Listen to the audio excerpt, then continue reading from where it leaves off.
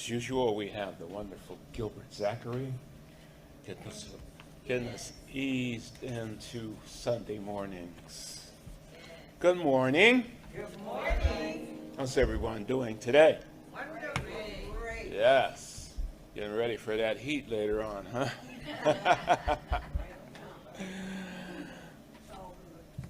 Yes. Well, let us get started here. Let's just start off the way we need to start off.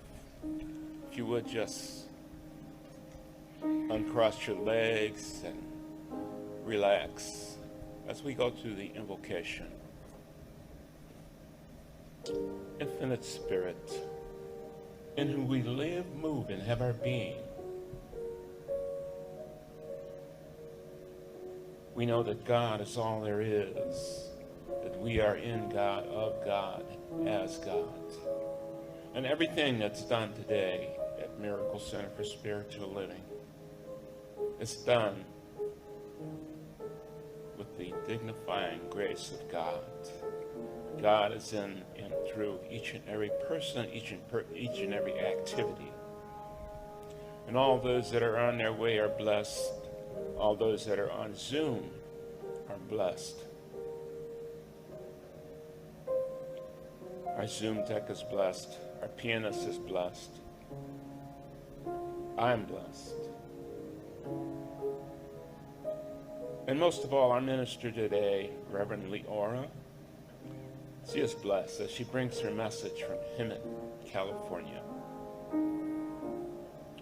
And I just decree right now that this service is in divine order. And so it is. And so I let it be. Amen and amen. Good morning again.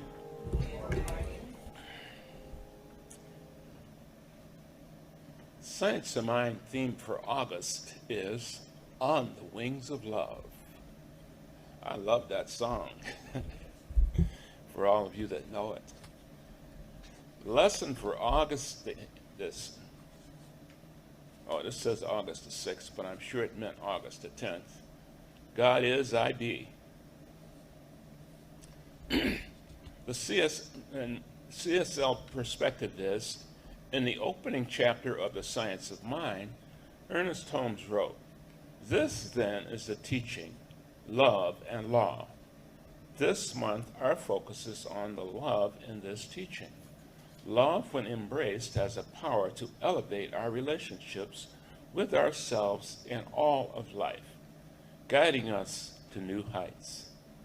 By surrendering to and exploring the intricate complexity of the law in action through our love, we can experience profound transformation. Each week, we will delve into the unique aspects of love's transformative power. Often love is seen as an ideal or ideal, a state to be attained. However, love is truly realized in our actions, choices, and behaviors. Embracing and exploring the ever-changing aspects of love is how we keep it alive, whether in meditation with ourselves or in communication with another. Love begins and grows, but it can also dull or become stagnant. May this month create the space for us to soar high and stay grounded in love, allowing it to flourish in all of its forms. Practitioner of the day, words are things. When I try to change what I see, it doesn't work. When I change how I see it, it works. I always responded. Now I am responded to.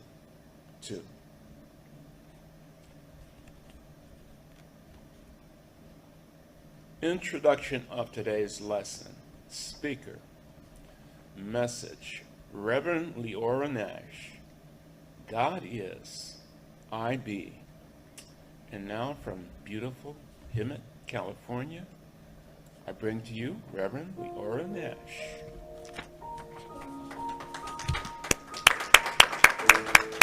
Reverend Leora, are you there? I'm here, Jerry. Thank you. Thank you for the blessing and thank everyone who's been a part of this Sunday morning service. And it says August 6th, and it was probably when Susie and I were working on the program. But you know what? Today's the 10th, so the number doesn't matter. We're here together, right?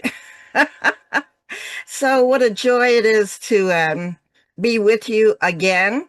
And maybe it's still rather than again, um, because I'm with you always. I'm always here on Zoom as best that I possibly can be.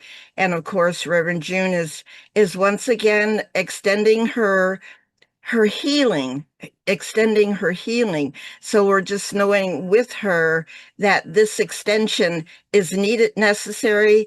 The body has its own wisdom and will continue to heal until it's ready for her to just come and be back in the sanctuary. But until then, with Jerry as president and the board of trustees, you will always have a Sunday lesson. It's not a sermon, but a lesson.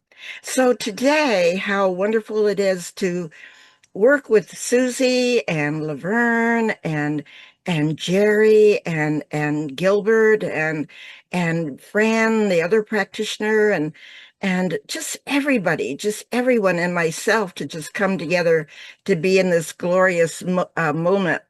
And Jerry used quite often this morning the term blessed. And truly, let us believe that we are blessed. I am feeling blessed right now. So as we move into today's lesson, excuse me, we grow in the awareness of one's private gateway. And I'm going to reference a book that Laverne is going to share with us.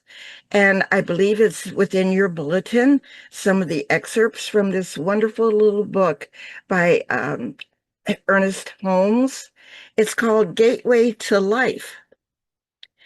You know, we're all a part of life. It's inescapable. So I was compelled to look at what does gateway mean in our everyday living? So it is governed by our gateway rather, is governed by our mind and our thoughts. What we think about comes about. And we hear that quite often. So we talked last month about I see you, meaning the God within sees outward, and then that which we perceive comes back to us and we interpret in our own mind. So it's kind of a continuation of the lesson that we've been working together with on science of mind understanding. So let me move forward with some explanation about gateway. What I found in my research was that gateway to life is an invitation to delve into one's thoughts, attitudes regarding the meaning of living life. And I just want to share with you just kind of the introduction page. It's not very long. But and I'm not certain that this book is still in print, but if it is, I'm sure Arnie Garner, who's part of the bookstore or is the bookstore manager, will, once I send the information on to Laverne, will pursue to see if the book is available because it's a wonderful little book to have in your library. But it says this in the foreword.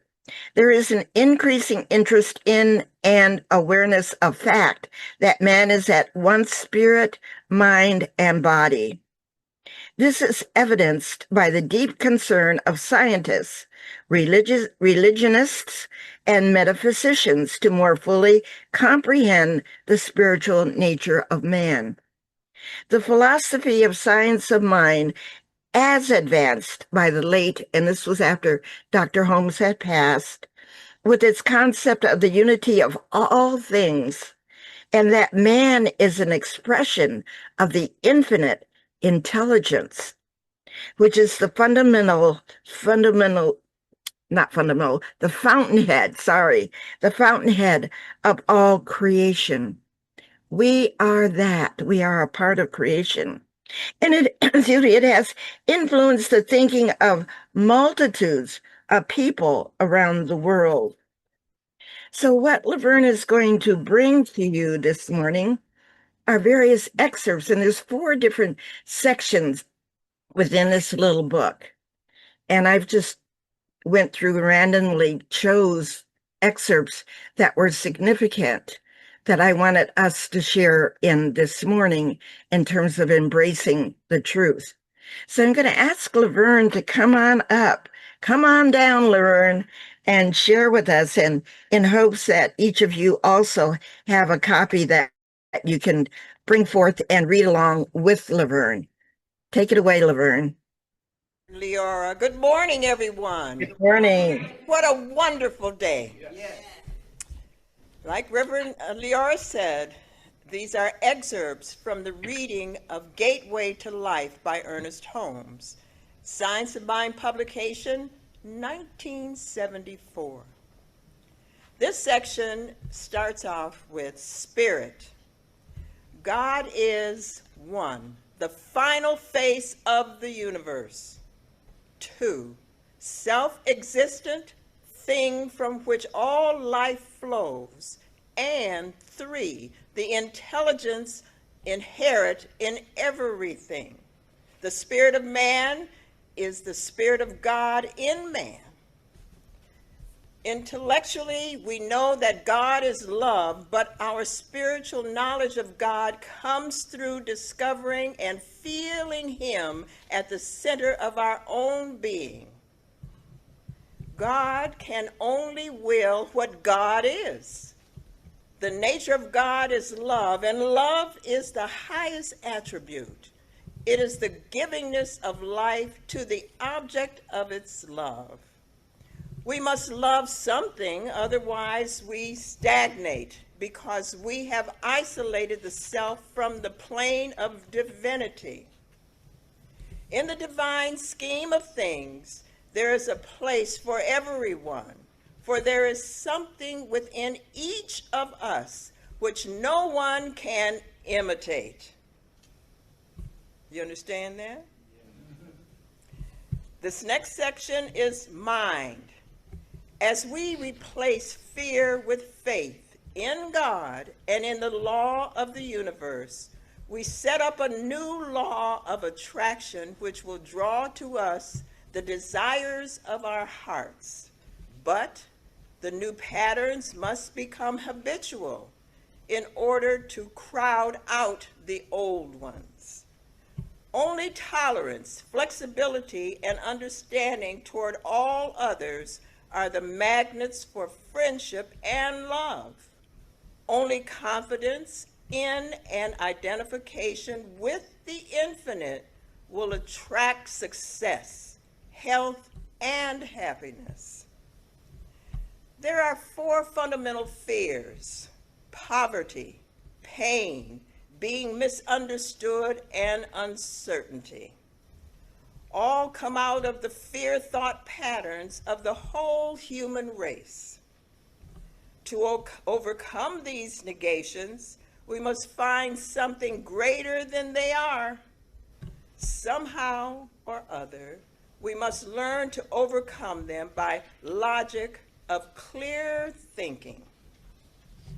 The answer to every problem is in the problem itself. All problems are in man's mind, and his mind must solve them by adding wisdom to knowledge. Man already has the knowledge, but has not gotten far enough along in wisdom to realize it. This section is on body. Thoughts are things. Therefore, every man has the ability within himself to alter everything that is wrong in his life. It is spiritual power that does the healing, though itself does not do it, although thought provides the channel by which it may be done. It is not the channel, but what follows through it that counts. We must believe. The balance of life is law. The impulsion of life is love. Love and faith are the two greatest healing agencies known to man and should accompany all forms of healing. This section is experience. We should not attach a personality to any institution. We must not submerge what we are, or we will be lost. We go out not to fight, but to exist, not to contend, but to be, not to conquer, to know. No man knows love if he hates any single being. Time is a sequence and is always flowing like a river. Eternity is that which is prior to time, and eternity must be manifest. Therefore, time is necessary. The outward form is necessary to fulfillment of the inner idea. For instance, a house may be consumed by fire, that is, its elements so changed that its form no longer remains in the shape of a house. The idea of a house, however, remains, and countless other similar forms will be created. This old is contained in the new. And so it is the reading of Ernest Holmes' Gateway to Life. Science of Mind publication, 1974. So it is. Wonderful, wonderful, wonderful. Thank you, Laverne. I encourage the book room to see if we can, and certainly I will work with that as well, for various old bookstores sendings to see if we can get a couple copies of this. It's just a little small book, but I truly appreciate the wisdom that is sent within these words. And the more that I thought about the reference to gateway, I thought to myself, and maybe it's true for you, that in the process of living life, my life, your life, life itself, it's collective, it's ongoing, it's eternal, from the beginning of whenever time began, whenever God created, and God did create life. And in this process of creating life was formed living matter. And that living matter included human beings. And human beings have dates. And we all have a date of when we come into this eternal existence. And then we have what, after our date of initiation, we have what's called a dash, a line that symbolizes the existence of our being because we're living. And what came to me the other day, and maybe I've shared this before, but it's such an insight that you and I will never see what number follows the dash, because that number at the end of the dash simply means that it's over. We're not here, but others who are still here have yet to end their dash. So they continue. So anyway, it was just kind of a quick summary of thought and nothing to dwell on, just live your dash. That's what I'm doing. So anyway, it's all about healing. It's about healing. It's about, oh golly day, it's about healing the soul. It's about healing this aspect of, and maybe it is a gateway. It is the gateway that leads us into healing and feeling and sensing and simply knowing as God knows the truth, the absolute truth of who we each are. There's an old saying that which appears true is not always the truth. So as we live, move, and have our being, I do believe that that is our purpose in living this life, is to learn to appreciate, to recognize, first step of treatment, truth, to recognize God. So I came up with the lesson titled today, God is undeniable, and that I be. We are that action of what God is. There's a jingle that I heard, oh gosh darn, many years ago. It is God is the love that I am. And there's a little ditty that goes along with it. God is the love that I am. God is the love that I am. God is the love that I am. God is the love that I am. Sometimes at night, if I'm having difficulty going to sleep, or I should say just kind of succumbing and moving into sleep, I recognize that there is a gateway that I have yet to pass through.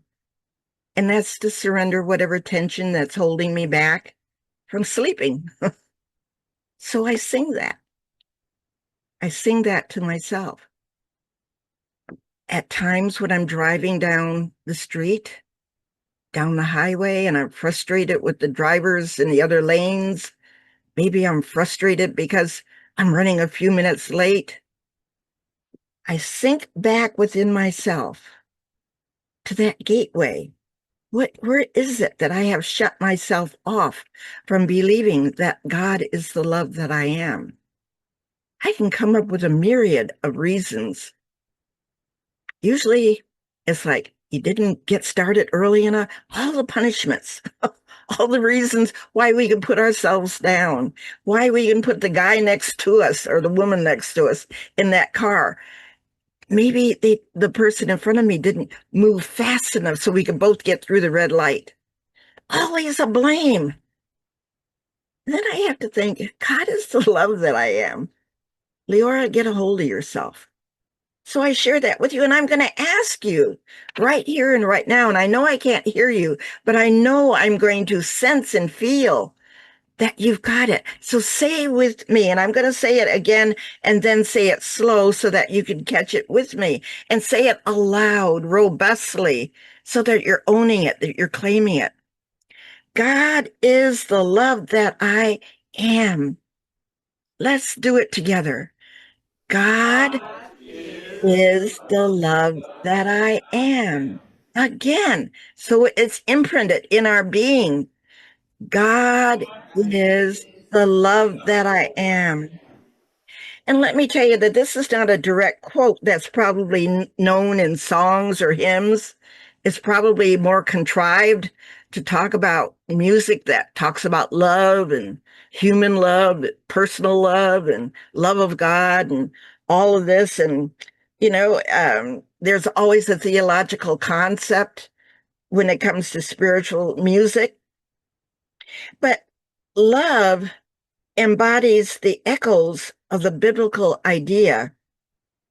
Why not be specific in our lyrics? Here's a breakdown of why that phrase is used in connection to religious thought. God is the love that I am. And it comes right out of John. 1 John 4:8 and 1 John 4:16, which states, God is love. God is love. So the association is empowering. It's impactful. So why is it we cannot hold on to that concept? Are we not God? Are we not a part of what God formulated? Did God not create us? Yes, through mom and dad and all of that kind of wonderful biological study, if you want to get off into the weeds. Bottom line, God created each one of us. So this is what I found out, how this phrase, God's love is, that God is love. 1 John 4:8-16 says, these verses are fundamental to understanding God God's nature as love. As stated, whoever does not love does not know God, because God is love. Pretty direct, I would say. This means that love just isn't one of God's attributes. It's inherent to his being. And I love the term his, because God is not a gender. It's not a thing. It just is. God is. So you can say his, her, it, whatever you want to choose. You and me. It's a good way of putting it. So all life exists yesterday, and it exists today. And guess what? It will exist tomorrow. Even after that number comes up after our dash. Just remember that. So God as the source of love. The phrase God is the love that I am suggests that love originates from God and is a fundamental part of his divine nature. Divine nature. It implies that true love in its purest form is found in God. Personal identification. The phrase can also be interpreted as a personal declaration, suggesting a believer's identification with God's love. Are you not a part of, one with God's love? Nothing can separate that. Only our thinking that separates us from the love of God. I want to say stinking thinking, but I know you got it.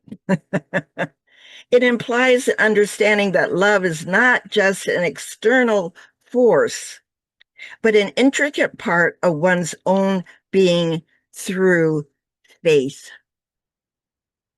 Faith. God is the love that I am. That is my faith. And golly day, maybe many of you, when you were raised, baptized as I was, as June was, as babies, couldn't even make a choice. We were baptized because of what our parents decided that we were to be. At some point, it no longer served. Perhaps you sat in Sunday school.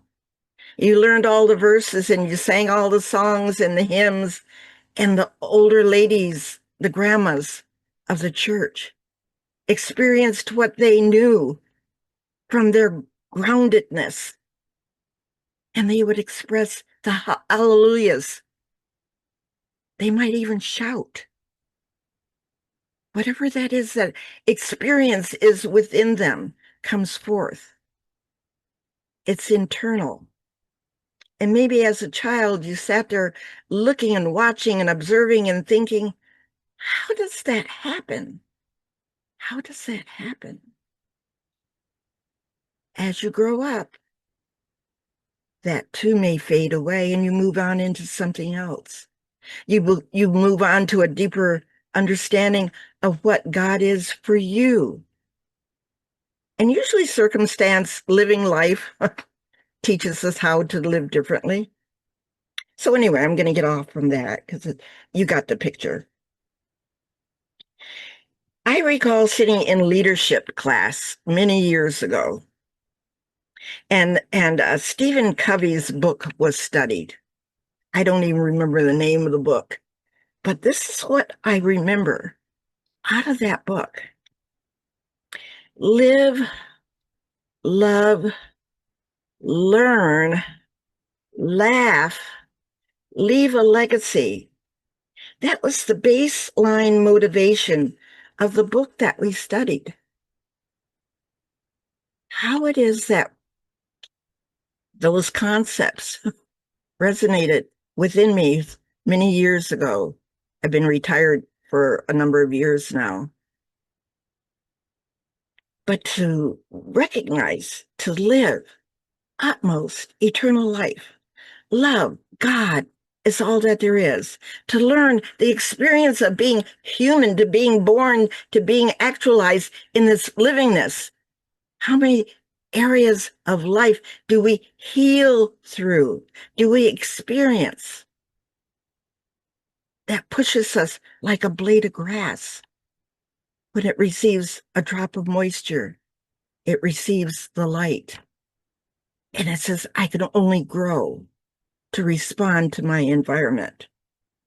And then to learn how to live, to learn how it is best for me to love God, to be in this throne, to be in this existence of this holy temple, this body. It is a temple. It's a temple of God, individualized, even twins, triplets, and multiple births.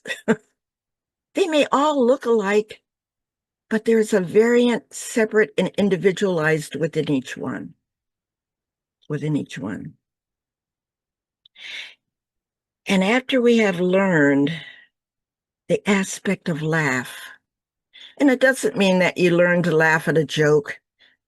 I believe at this point in my existence and why I'm sharing with you, because it becomes a gateway. I'm beginning to now to see that laugh is a gateway because I can laugh and let go of yesterday. I know yesterday has nothing to do with who I am, what I am today, because I am living, I am loving, I am learning, I am laughing. I am leaving a legacy. That's what it's all about. How it is that we teach, and your board president, Jerry Lawson's wife, Jackie, sent me this darling picture of this newest grandbaby, and she was mocking her grandma, and she was chattering away. She knew what she was talking about, but Jackie didn't know what that baby was talking about. And one day she'll figure it out. But I think Jackie might be surprised because of the wisdom that that baby has come into to experience love and light and love of life at her stage, not at her grandma's stage. And that's true for each one of us. So the wisdom teachings of religious science are so poignant. It helps us to embrace a concept that assists us to leave a legacy. To leave a legacy. Bottom line, God is. And we are awake. There's something within us that awakens us out of our slumber, awakens us out of our whatever needs to be healed, whether it's mental, whether it's physical. I remember a friend of mine that was on a board of trustees of one of the programs that I ran when I was working, that was a neuroscientist over at a university there in Riverside, California. And he said to me, he said, Leora, remember always that science is always chasing Mother Nature. Mother Nature is always the provider. Mother Nature is the wisdom source by which it is that we pursue. Every time within our scientific hypothesis that we come upon an alignment that says, we found it. We found the cure. We know why this happens. We know what happens in the body. Mother Nature moves because she's always wanting the pursuit. So that is very classic. And I remember that a great deal of the time, maybe not a great deal, every once in a while, because God is the love that I am is something that's more pronounced and helps heal me into the present moment of how God is showing up as me in the moment. Therefore, I be the action of what I believe is true. So Ernest Holmes, our wonderful teacher, our founder of religious science, as well as other expanded thinkers, began to realize there is a truth greater than known, and we can tap into its greater realization. There is no separation. Mother Nature, you may tap into her, you may find her secret. She's off to another venture. She's never to be cornered. Why? Mother Nature, God is another name for God, and God is known by many names. I am, therefore I be. By self-design, self-motivation, self-thought, self-action. Let us believe we live, move, have our being as oneself believes is true. So we decide what is true for us. And if it's not true, then we shift, we change, we deal with the consequence that moves us into some other arena of existence. In the Science of Mind textbook, there is a definition of faith because it moves me deeper into this whole realization of what faith is.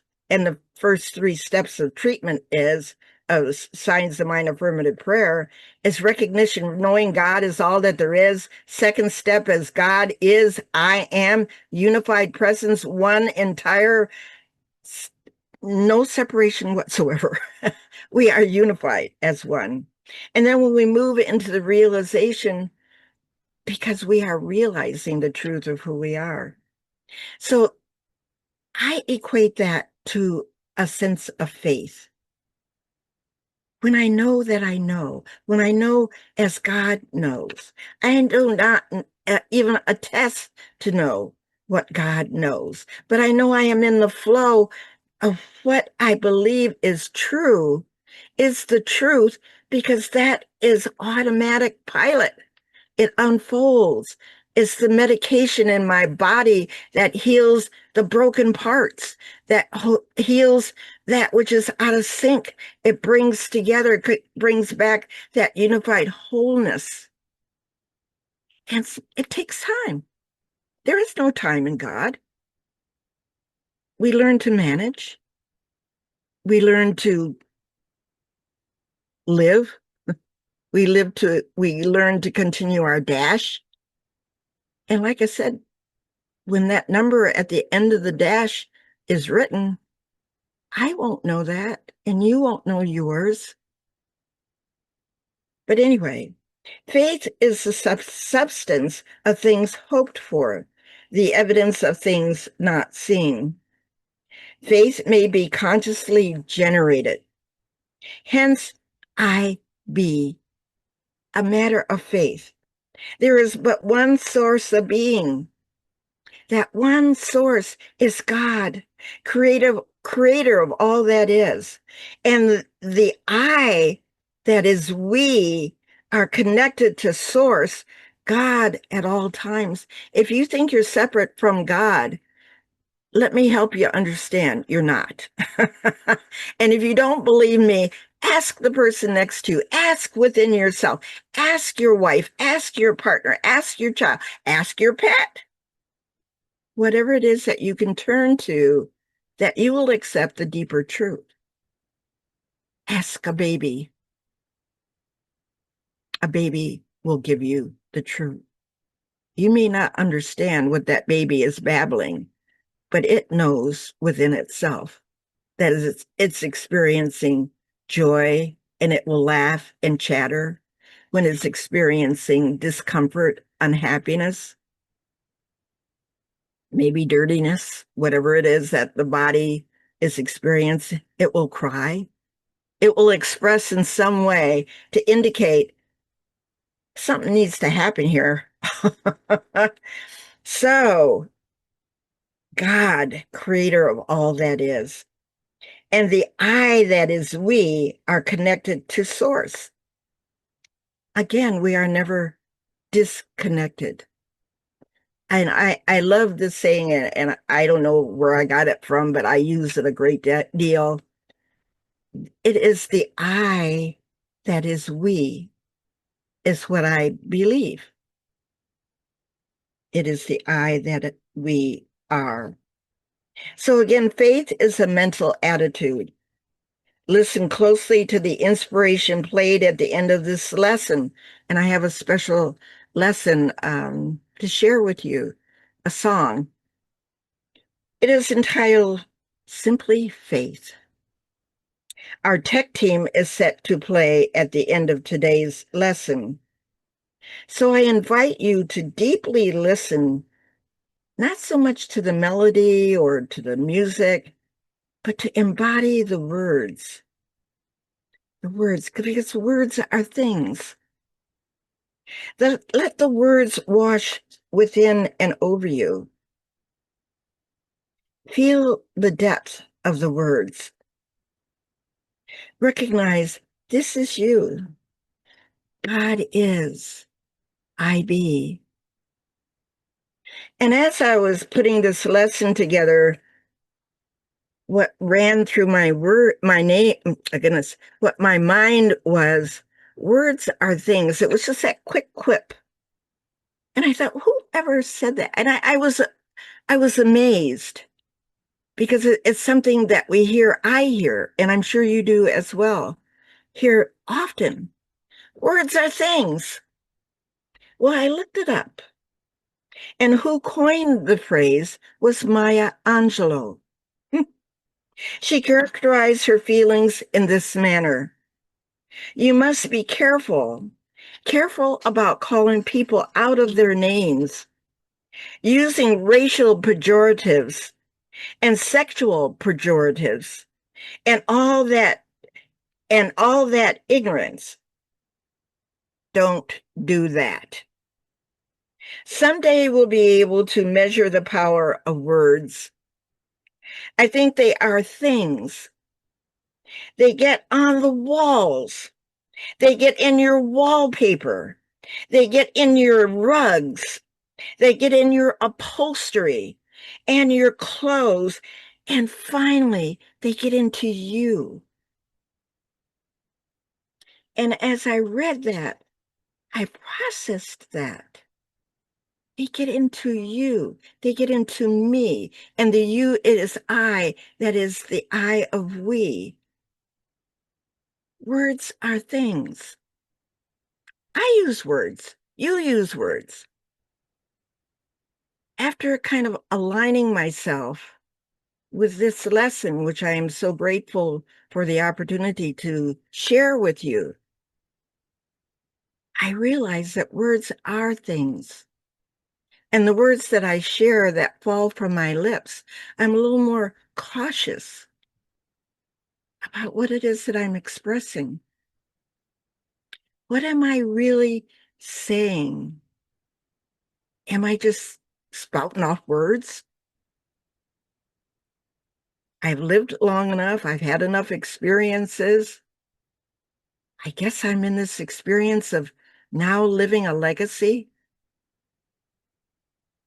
I look at my children, I look at my grandchildren, I look at my friends, I look at the individuals that are a part of the walk that I step upon each and every day, whether it's in Cleveland or Hemet, California, whether I'm on the freeway. My significance is important. I am the love that God is. God is the love that I am. Once I began to digest that wonderful healing balm, I begin to open. And I invite you to open with me and realize that God is, that I be, that you be, that we be, the I that is we be. For we walk by faith, not by sight. And if you question that article, if you question that affirmation, turn to Corinthians 2, 5, 7. It's a key concept in Christian theology. It emphasizes trust in God and spiritual understanding.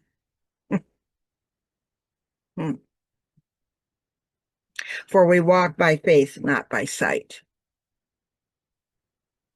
Jerry and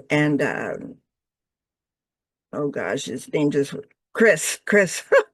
I got so deep into what I was saying. Jerry and Chris, I invite them to tune us on over to the YouTube of faith so that we can embody and take it in.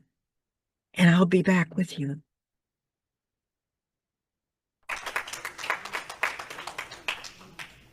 Let's just take that inspiration that has moved through our physical, mental, spiritual existence. Just allow it to go in. Feel its resonation within your soul. This is who you are. God is. I be. I now begin to understand the gateways when they're open. When I have closed my gateway, I open it. I open my gateway to life living as I walk forward, upward, unafraid. My faith saves me. It is done unto me as I believe. I accept the word that has many meanings. And I give my word its new meaning. That word of blessed blessings. God is, therefore I am.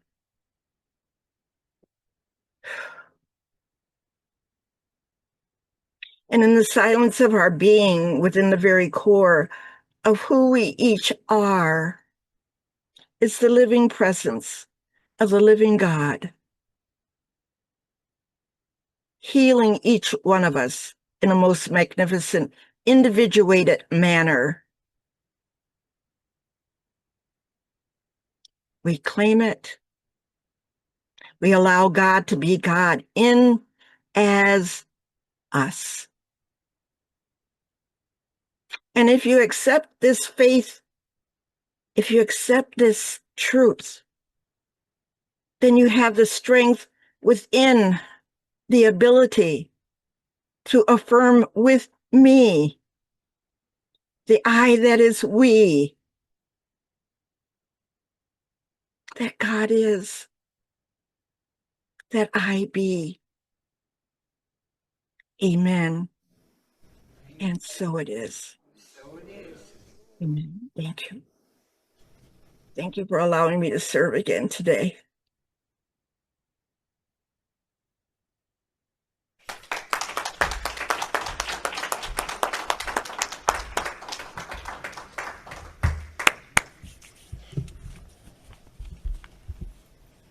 You know, I load up the songs every Friday. And I heard that song on Friday. I played it all the way through its entirety. And I wrote Reverend Leora back, and I just love that song. It's just so heart-rendering. We used to march in every Sunday as a choir when we sang, and we used to say, we've come this far by faith. So it's a song about faith. Teddy Swims and CeCe Winans. And what a dynamic duo that turned out to be. Let's again thank Reverend Leora for a wonderful, wonderful lesson today. Yes. And all of you out on Zoom, you can let us know that you're approving by doing this, as we have the sounds turned off for them. And now we come to the end of our program. I mean, we've had a wonderful time. I mean, that song brought tears to my eyes. So if you would just relax again,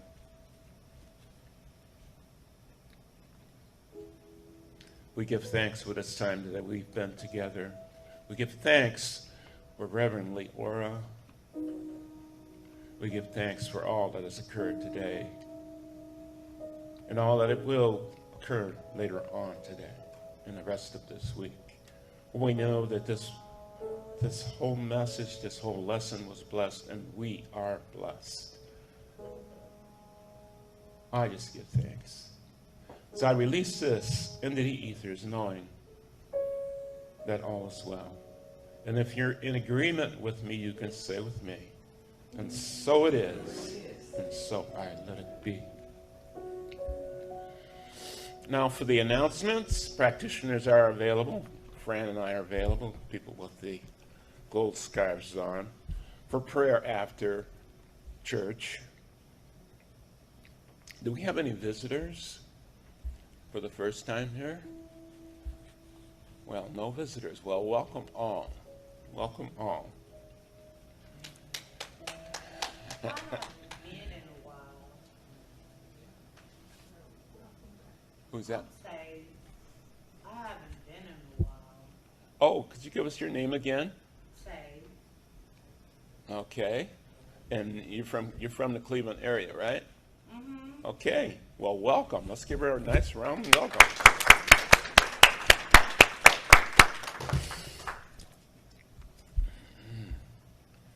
Remember our members and friends in prayer. Reverend June, she needs our prayers this week. Please be with her in prayer. John Thomas, of course, and all others that don't come to mind right now. I spoke with John not last week, but the week before, and he was doing fine. He's getting a cast off his knee, and he said he'll be with us in a couple of weeks, so I'm looking forward to seeing John also. We have a few cookbooks left over from our cookbook sale, and they're only $15. I was looking at one the other day. Yeah, and I do cook every now and then, regardless of what my wife says. The Richer Living Bookstore is back at the back. You can go and browse through there. There are a lot of things that are back there that are on sale. You can get great bargains on CDs and a lot of books back there, so I would do that. For all of those that signed up for the choir, let's start rehearsing on Thursdays at 5 o'clock. This coming Thursday, I will be here at 5 o'clock, and we can sort of get organized and get going. I'm looking forward to doing that. Of course, we have to find that song that was sung today. Let's see here. What else we got here? Oh, chair exercises. Chair exercise classes on Wednesdays from 11 o'clock to 12 p.m. And our instructor is Daphne Hill. So, you know, when you come, wear comfortable clothing and shoes. It's a donation of $5. And bring water, bring your little weights and stretchy band. I've been coming, and it helps to keep you in condition. So that's all of the announcements. If there are no more, anything else for today, just circle up here in the middle of the hall, and we will sing the peace song. Let's sing it out, folks.